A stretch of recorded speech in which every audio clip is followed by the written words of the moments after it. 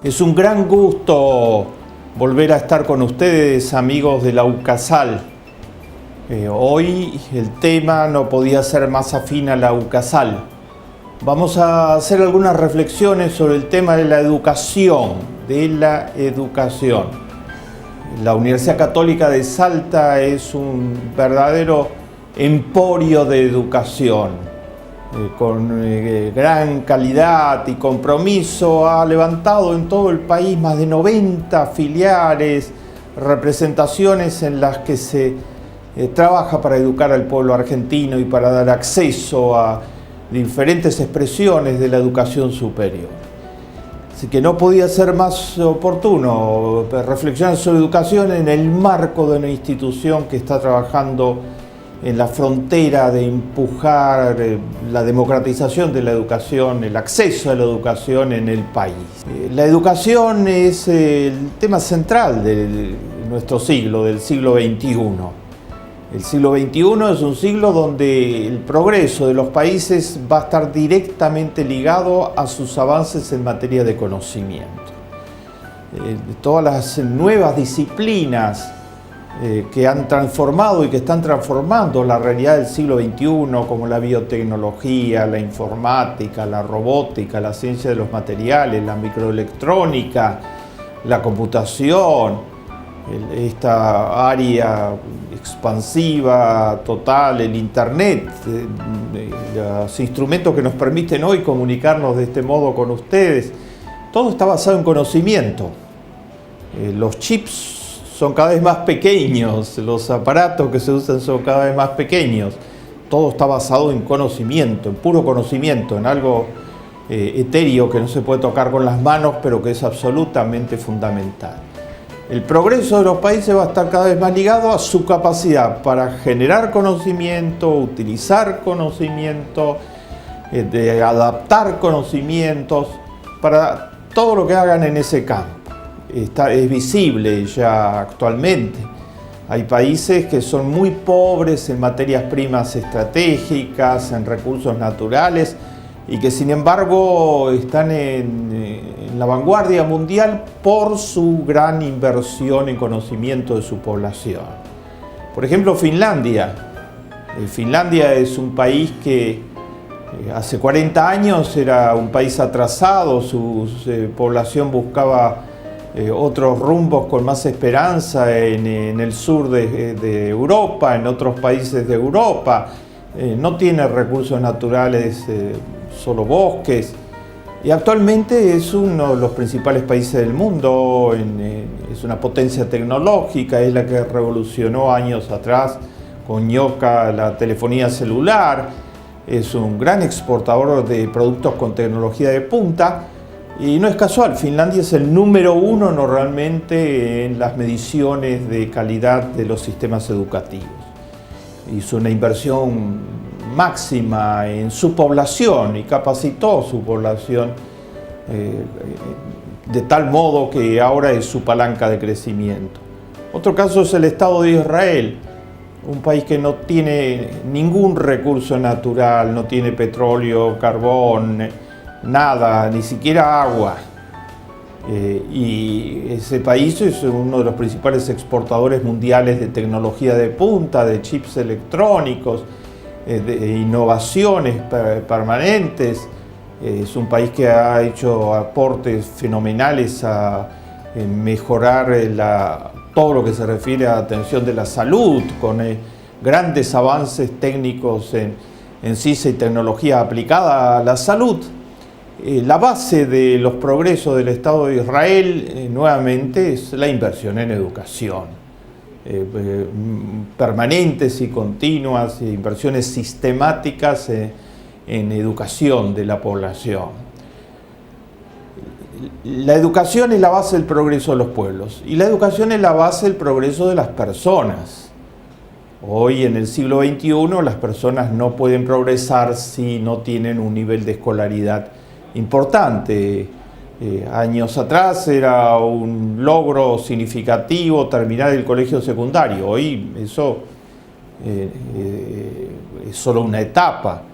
Era un logro muy importante terminar un título universitario. Hoy hay que tratar de terminar un posgrado para poder ser competitivo en el mercado de trabajo.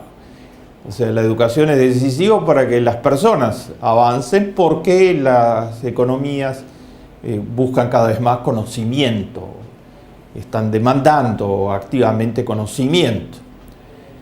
La educación es fundamental para la vida de las personas. La educación no es solo un recurso muy importante para la economía y un recurso muy importante para ubicarse bien en el mercado de trabajo, ganar más. La educación es un fin en sí mismo. Educarse significa movilizar las capacidades del ser humano, significa despertar esas potencialidades que la divinidad nos ha entregado, tan infinitas, tan ricas, significa hacerla florecer. La educación da acceso a la música, a las artes, a la literatura, a la ciencia, a la comprensión de la realidad. El ser humano está hecho de manera tal que florece cuando es iluminado por la educación y se disparan sus potencialidades.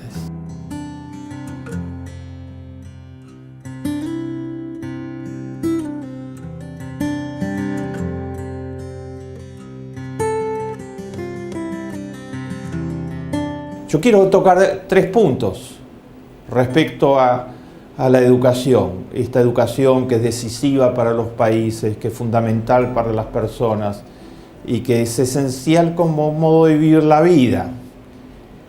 Los 3 puntos son: en primer lugar, quiero mostrar un panorama rápido de la educación en América Latina, de algunos de los principales problemas por los que atraviesa la educación en América Latina. En segundo lugar, quiero mostrar algunos mitos sobre estos problemas que no nos van a conducir a ningún lugar y que son muy frecuentes. Y en tercer término, quiero mostrar salidas efectivas, experiencias y caminos que le dan respuesta a los problemas importantes que tiene América Latina en materia de educación. Ustedes van a poder ampliar todo lo que yo les voy a decir en algunos de los trabajos míos que están utilizando como bibliografía adicional a esta iniciativa que se inscribe en la cátedra a mi nombre, que creó la Universidad Católica de Salta. Podrán consultar a este magnífico equipo académico que está llevando adelante estas jornadas bajo la supervisión del padre Francisco Núñez, vicerrector de la universidad, a Dalia Silverstein, coordinadora del programa, a las profesoras de la UCASAL que están coordinando junto con ella, y podrán también ampliar en un libro que se les va a entregar, que se va a poner a vuestro acceso gracias a la donación de la Fundación del Banco Francés, que es mi nuevo libro Ética para Empresarios, que tiene mucho que ver con la educación.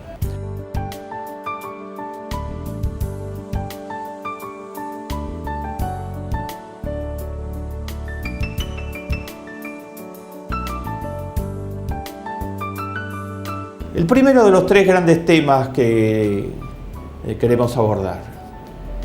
América Latina ha hecho progresos importantes en materia de educación. Ha bajado considerablemente el número de analfabetos en América Latina. Los analfabetos son un porcentaje reducido de la población, si bien eso varía muchísimo de acuerdo al país que se esté tomando. El analfabetismo casi no existe en la Argentina, en el Uruguay, en una cantidad de países de América Latina, pero sí tiene presencia muy fuerte en Honduras, en Paraguay. Queda mucho todavía por hacer, pero hay progresos evidentes. En segundo lugar, han aumentado las tasas de matriculación, o sea, el número de personas que ingresan a la escuela primaria en América Latina, y eso es un gran avance. Pero esto no es todo, hay problemas muy serios. Los chicos ingresan a la escuela primaria, pero los chicos pobres, de hogares pobres, no terminan la primaria en muchos casos y no terminan la secundaria. Solo 1 de cada 3 chicos del 20% más pobre de la población de América Latina termina el colegio secundario. En cambio, si ustedes toman el 20% más rico de la población de América Latina, 4 de cada 5 terminan el colegio secundario. Y ustedes podrán pensar, pero ¿qué sucede? ¿Por qué más del 80% de los chicos del 20% más ricos terminan la secundaria? ¿Y por qué menos del 30% de los chicos del 20% más pobre de la población son los que logran terminar la secundaria? ¿Por qué esa disparidad fenomenal? No es porque los chicos de hogares más ricos les guste estudiar y a los chicos de hogares más pobres no les guste estudiar. Nada que ver con eso. Los chicos de hogares más pobres tienen sobre sí tensiones muy fuertes que los hacen desertar.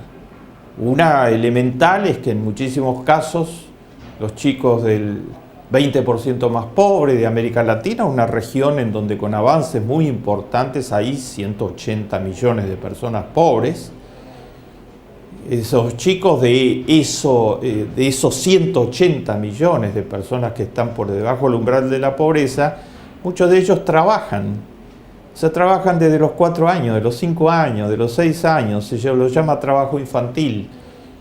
Trabajan en las minas, en la agricultura, son los niños de la calle, reparten diarios, venden lápices, lo que puedan para aportar unas monedas a sus hogares.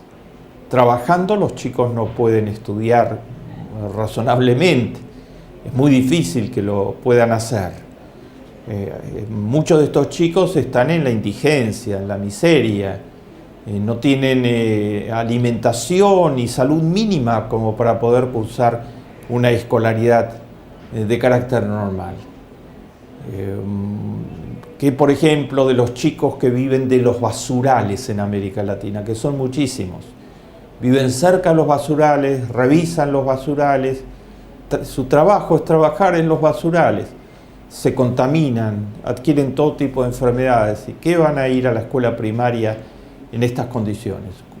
Cuando se hace planes para rescatarlos, Telefónica de España hizo un plan muy importante que se llama ProNiño y fue a los basurales de Quito, la capital del Ecuador, y junto con el Ministerio de Desarrollo Social rescataron a muchísimos chicos de los basurales y los llevaron a la escuela. Para eso reemplazaron los ingresos que los chicos obtenían por trabajar en los basurales por becas escolares. Y además hicieron un gran esfuerzo de reeducación de estos chicos tan oprimidos desde todas las perspectivas, relegados, oprimidos, marginados, discriminados, golpeados. Los chicos también desertan de la escuela primaria cuando vienen de familia o de la secundaria, cuando vienen de familias disueltas. La familia es un pilar absolutamente central de todo. La familia, como lo predica la Biblia, es la base de la existencia de los seres humanos. Cuando los seres humanos tienen una familia constituida y que funciona, tienen otro tipo de estímulos, otro tipo de rendimiento, otro tipo de apoyos. Es la familia de la pobreza, la familia de los 180 millones de personas que viven por debajo de la pobreza, de ellos más de 60 millones por debajo de la línea de la pobreza extrema, de la indigencia, son frágiles, se rompen con mucha frecuencia bajo la presión fenomenal del estrés socioeconómico, no tienen trabajo, no hay posibilidad de trabajo, el padre rompe los vínculos familiares y se va de la familia, deja a la madre sola como jefa de hogar. En estas estructuras familiares los chicos no tienen los estímulos, el seguimiento, los apoyos, y esto es una causal muy central de deserción de niños pobres en la escuela primaria y en la escuela secundaria. Muchas veces también desertan simplemente porque tienen hambre. En América Latina, a pesar de ser un continente pletórico en capacidades para producir alimentos, hay hambre y hay falta de agua potable, y los chicos con hambre no pueden estudiar. Se estima que la tasa de desnutrición infantil de América Latina es altísima, es superior al 15%, 16,5%. En esas condiciones los chicos no pueden estudiar. Entonces estamos con una América Latina donde ha habido progresos, pero hay un problema gravísimo que es la deserción escolar y la repetición escolar, que está concentrada fundamentalmente en los sectores más pobres. Esto reproduce la pobreza y reproduce la desigualdad, porque resulta que los más pobres son los que más necesitan educación de todos para poder salir adelante de la pobreza, son los que más están agobiados por las circunstancias estructurales en las que están viviendo y entonces menos educación alcanzan y menos posibilidades tienen de salir de la pobreza. Hay un segundo problema muy importante, que es la calidad de la educación que se recibe. Hay diferentes circuitos de calidad educativa en América Latina. Si un niño va a una escuela, hay por lo menos 3 grandes formas de escolarización: la escuela rural, la escuela pública urbana y las escuelas privadas. Es muy clara la diferencia entre las 3. El niño que va a una escuela rural recibe 1/3 de las horas escolares que recibe el que va a una escuela privada. Y el que va a una escuela pública recibe menos horas escolares que el que va a una escuela privada, porque no tienen los recursos, porque hay protestas legítimas en muchos casos de los maestros para reclamar por sus condiciones muy difíciles, muy magras de remuneración, porque no hay materiales, porque tienen que salir a flote como pueden. La calidad de la educación es muy diferente según el ámbito educacional y según los recursos reales disponibles para llevar adelante la tarea educacional. Desigualdades en la posibilidad de terminar la escuela, desigualdades en la calidad del conocimiento que se recibe. Cuando se miden los chicos respecto a qué aprendieron de matemáticas o de lenguaje o qué comprensión lectora tienen, aprendieron a leer pero comprenden lo que están leyendo, los resultados en las escuelas más pobres son lógicamente precarios. Así que hay distintos tipos de educación en América Latina y nuevamente esto perpetúa las desigualdades, porque resulta que los que tienen más ingresos reciben mejor nivel de educación. Entonces van a tener más oportunidades, más posibilidades de acceder a oportunidades, y los que reciben educación de calidad inferior van a tener menos oportunidades. La educación puede ser el gran camino de la movilidad social o puede ser el gran camino de la regresividad social cuando se producen cuadros como los que les estoy señalando.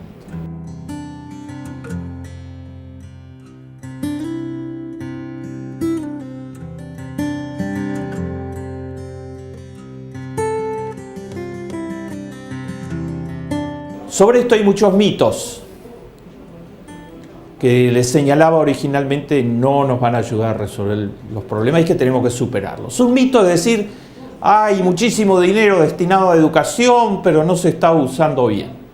No es verdad, no hay muchísimo dinero. Se tiene que utilizar mejor, siempre hay que mejorar la gestión de la calidad educativa.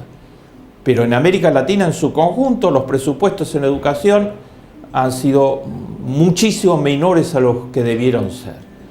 Para la UNESCO los países deberían gastar en educación, los países en desarrollo deberían gastar en educación el 6% del Producto Bruto. Perú gasta menos del 2% del Producto Bruto en educación. No hay pretexto posible, el Producto Bruto peruano viene subiendo al 7, el 8, el 9% hace más de 10 años.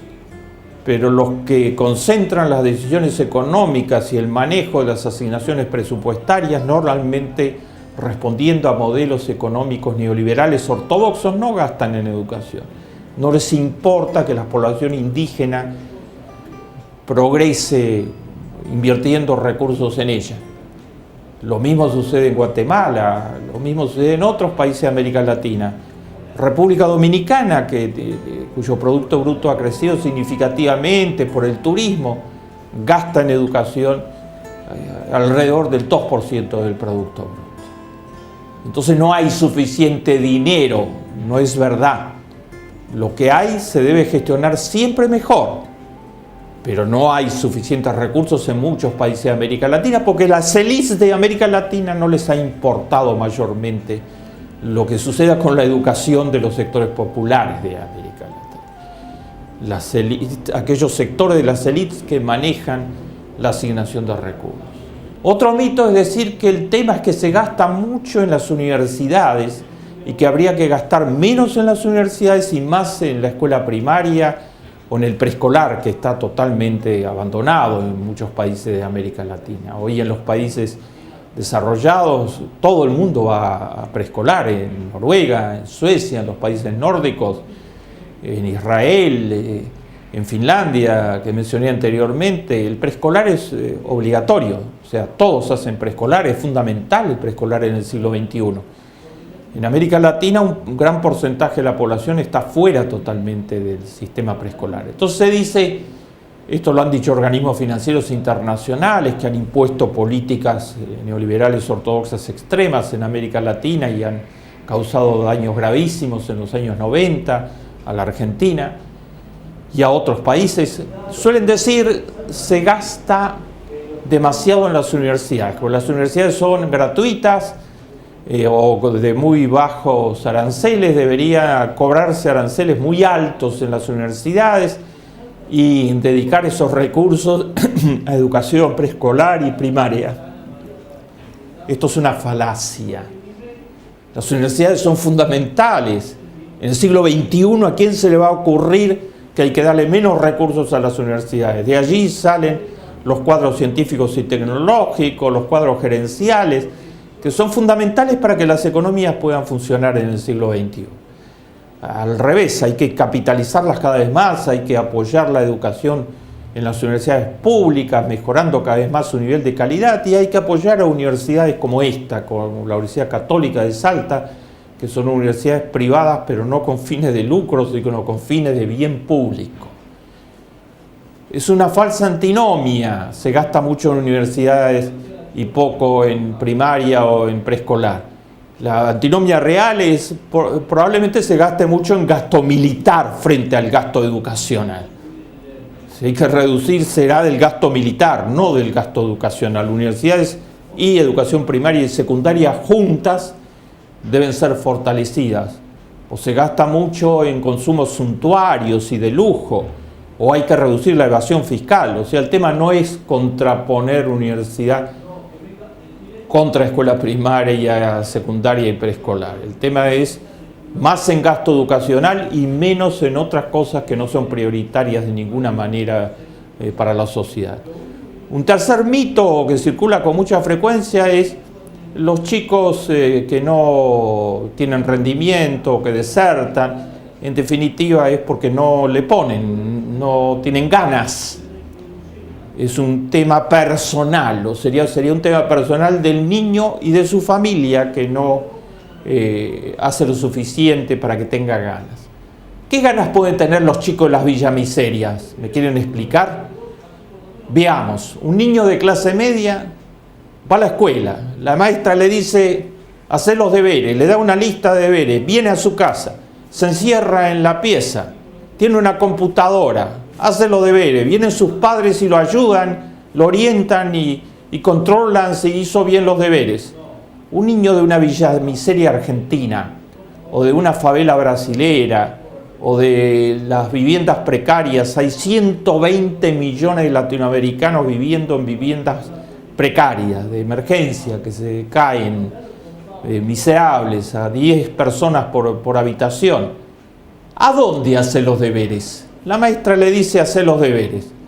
No tiene ningún centímetro cuadrado donde hacer los deberes. No tiene una mesa, no tiene una silla donde sentarse. Ya no tiene computadora. Los padres están luchando para sobrevivir de algún modo. Y los padres no le pueden aportar mucho a hacer los deberes porque a su vez son padres que no terminaron la primaria o la secundaria, tienen un capital educativo muy pobre. Echarle la culpa a los mismos niños por no tener rendimiento y escolaridad, cuando esos niños son las víctimas de un sistema que no les asegura oportunidades, es una falacia pura.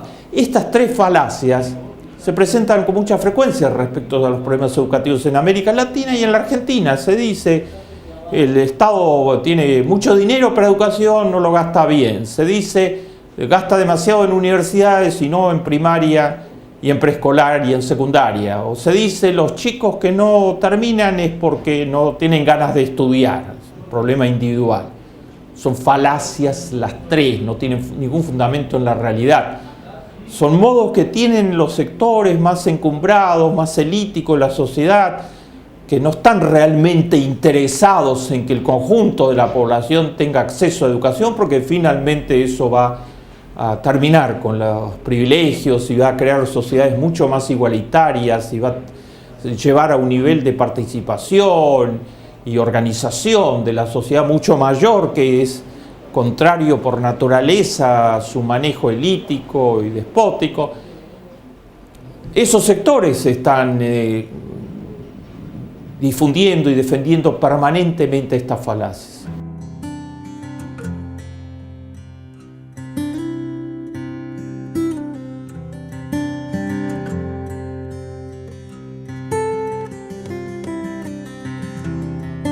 Mi último punto de reflexión. Les he hablado de los problemas educativos de América Latina. Les he hablado de algunos mitos y falacias, tres centralmente, que se utilizan para racionalizar o justificar el hecho de que la educación en América Latina es profundamente desigual.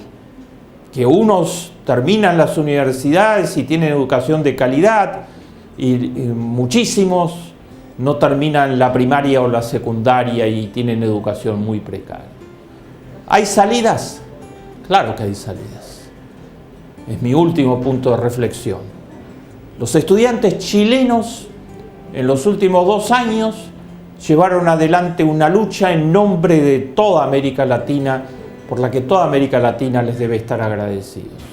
Comenzaron los estudiantes secundarios chilenos, los llaman los pingüinos porque tienen un uniforme parecido a la apariencia de un pingüino. Salieron a la calle a enfrentar el actual gobierno conservador de Chile con 3 consignas. No estamos acá en la calle, dijeron, para defendernos a nosotros. No, lo que queremos es la dictadura militar horrorosa, genocida y corrupta de Pinochet. Aranceló totalmente la educación, creó sistemas de educación totalmente desiguales, para los pobres migajas y para los ricos la mejor educación del mundo. En Chile, de Pinochet y el legado que dejó, es muy difícil estudiar en una universidad porque son muy costosas. Muchos muchachos chilenos vienen a estudiar a las universidades públicas argentinas porque es la posibilidad para poder hacer una carrera universitaria. Los pingüinos salieron a la calle en Chile y dijeron: queremos 3 cosas. Primero, queremos educación gratuita. Que haya educación gratuita en todos los niveles. Segundo, queremos igualdad en la calidad. Que haya educación de calidad para todos. Y tercero, queremos que se prohíba que la educación sea objeto de lucro. Que no sea una mercadería más en el mercado. Y que entonces haya empresas que especulan con poner colegios secundarios o universidades exclusivamente para ganar dinero, y entonces el resultado es de pésima calidad, son estafas encubiertas. Pidieron las 3 cosas, salieron a la calle, la policía los reprimió duramente, siguieron saliendo, llevan 2 años saliendo. Detrás de ellos se encolumnó, algunas de las marchas fueron marchas de más de 1 millón de personas. Gran parte de la sociedad se encolumnó detrás de ellos. Después vinieron los estudiantes universitarios, las organizaciones de profesores, de todas las líneas y de todos los... Ahí estuvieron en las marchas, marchando tomados del brazo unos con otros, los estudiantes de las universidades católicas y los estudiantes de las universidades públicas, los estudiantes de los colegios secundarios que pertenecían a la iglesia y los que pertenecían que tenían carácter público, que pertenecían a la comunidad judía o a otros sectores espirituales. Todo el espectro de la ciudadanía chilena se movilizó para apoyarlos en sus reclamos. Llevan 2 años reclamando, los reprimieron de todas las formas posibles y no han logrado. Hace pocos días volvieron a hacer una marcha gigantesca de 200.000 personas en el centro de Santiago, en la ciudad capital de Chile, en Santiago. El presidente vio bajar su popularidad a niveles bajísimos y toda su presidencia fue afectada por la protesta de los estudiantes chilenos. Los estudiantes chilenos están protestando en nombre de toda América Latina y mostrando caminos. Claro que los caminos son gratuidad de la educación, mejoramiento de la calidad en todos los niveles del sistema educativo, entender que esto no es un problema personal de los chicos pobres, sino que es un problema que la sociedad está causando en su conjunto y que debe empoderar y apoyar a los chicos pobres. Hay diversos países en América Latina que están instrumentando estas consignas. En un país como Brasil se impuso en los últimos años cuotas a favor de la población negra para que pueda acceder a las universidades.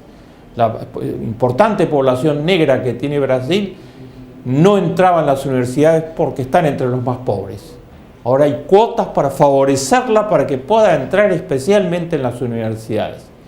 En la Argentina el presupuesto educativo se ha multiplicado. En la época del neoliberalismo ortodoxo, en los años 90, la época de Menem, se gastaba en educación el 3,3% del Producto Bruto. Ahora es el doble exactamente, el 6,5 y un poco más por ciento del Producto Bruto. Argentina es el país número 1 en América Latina actualmente en inversión en educación. Están los recursos, se necesitan más, pero hay el doble de los recursos de los que había en aquella época. Han aumentado las cifras de escolarización en secundario, en primario, en universidad. Junto al Estado, las universidades privadas, como esta ejemplar Universidad Católica de Salta, hacen un gran trabajo en materia de educación y tienen muchísimas becas para los alumnos de los sectores más desfavorecidos de la población y toda forma de apoyarlos.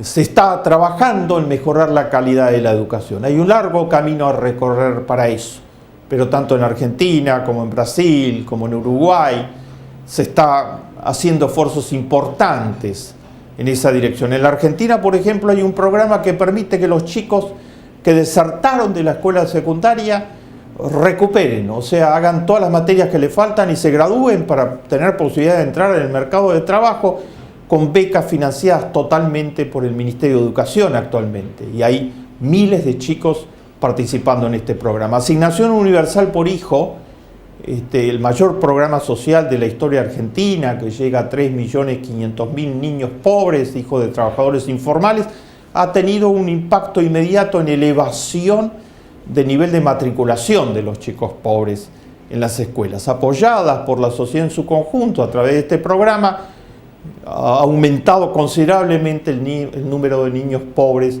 en las escuelas y ha bajado sus niveles de deserción y sus niveles de repitencia. Es en esta dirección, hacer accesible la educación para todos, mejorar la calidad. Programas como el programa Ceibal en el Uruguay, que producto de Tabaré Vázquez y del presidente Mujica, que ha permitido que todos los chicos del Uruguay, de todos los sistemas educativos, tengan una computadora que les regaló el Estado y los ayudó a saber cómo manejarla, entrenó a los maestros, a las escuelas, está entrenando a las familias. En Argentina hay un símil actualmente, Conectar Igualdad, que ya ha entregado 2.400.000 computadoras a los niños pobres. Pero sobre todo, en estas sociedades que están en cambio profundo por decisión de sus pueblos y donde amplios sectores de la población quieren una economía con rostro humano, una economía de acuerdo a la Biblia, una economía de acuerdo a los evangelios, una economía donde todos quepan y donde todos tengan oportunidades. En estas sociedades en marcha se está reivindicando el hecho de que la educación es prioridad total. Y el hecho de que no es un tema de las personas, de los chicos si desertan o repiten en escala masiva, tiene que ver con la pobreza, tiene que ver con la falta de oportunidades, tiene que ver con las grandes desigualdades. Esto falta mucho por hacer, estamos lejos de las cifras que deberíamos tener, pero es en esa dirección que hay que profundizar. Lo está haciendo la Universidad Católica cuando tiene esta oferta educativa gigantesca, accesible para amplios sectores de la población. La educación no es un tema más. La educación, la calidad de la educación, la cobertura de la educación dicen mucho más que cualquier otra cosa sobre la calidad moral de una sociedad.